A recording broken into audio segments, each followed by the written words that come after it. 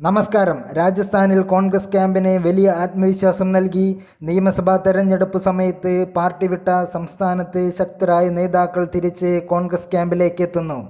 കഴിഞ്ഞ ദിവസം കോൺഗ്രസിൻ്റെ ശക്തരായ 7-ലധികം നേതാക്കളാണ് PCC ആസ്ഥാനത്തെത്തി കോൺഗ്രസ് അംഗത്വം സ്വീകരിച്ചത്. വീരേന്ദ്ര ബെനിവാൾ, ഓം ബിഷ്ണോയ്, മുക്താർ അഹമ്മദ്, ശ്രീ ഗോപാൽ ബഹത്തെ, വാജിദ് ഖാൻ എന്നീ നേതാക്കളാണ് പാർട്ടിയിൽ തിരിച്ചെത്തിയ പ്രമുഖർ. സംസ്ഥാനത്ത് കോൺഗ്രസ് നിയമസഭാ തെരഞ്ഞെടുപ്പിലെ വലിയ തിരിച്ചടികൾക്ക് ശേഷം ശക്തമായ രീതിയിലുള്ള സംഘടന ചിട്ടപ്പെടുത്തിക്കൊണ്ട് ലോക്സഭാ തെരഞ്ഞെടുപ്പിന് തന്ത്രങ്ങൾ മെനഞ്ഞ് ശക്തമായ പ്രചാരണം നടത്തിക്കൊണ്ടിരിക്കുന്ന കോൺഗ്രസ് ക്യാമ്പിന് വലിയ രീതിയിലുള്ള ആത്മവിശ്വാസവും ആവേശവും നൽകിയാണ് കോൺഗ്രസിൻ്റെ ശക്തരായ നേതാക്കൾ തിരിച്ച് കോൺഗ്രസ് പാർട്ടിയിലേക്ക് എത്തുന്നത്.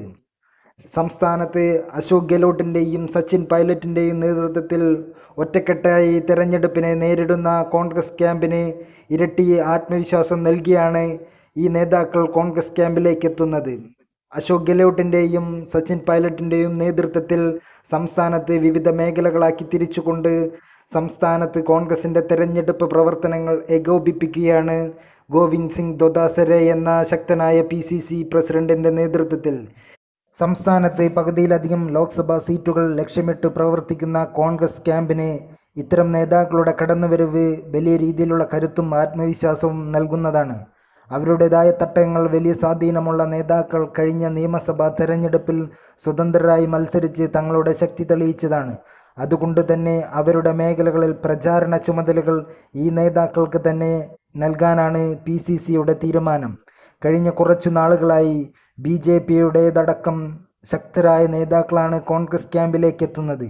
ഈ നേതാക്കളെ അർഹമായ രീതിയിൽ പരിഗണിച്ചുകൊണ്ട് കോൺഗ്രസ് ക്യാമ്പിന് വലിയ രീതിയിലുള്ള മുന്നേറ്റം കാഴ്ചവെക്കാൻ കഴിയുന്ന രീതിയിലുള്ള പ്രവർത്തനങ്ങൾ ഈ നേതാക്കൾക്ക് ഏകോപിപ്പിച്ചു നൽകിക്കൊണ്ട് തെരഞ്ഞെടുപ്പിനെ ശക്തമായി നേരിടാനാണ് രാജസ്ഥാനിൽ PCCയുടെ നേതൃത്വത്തിൽ കോൺഗ്രസ്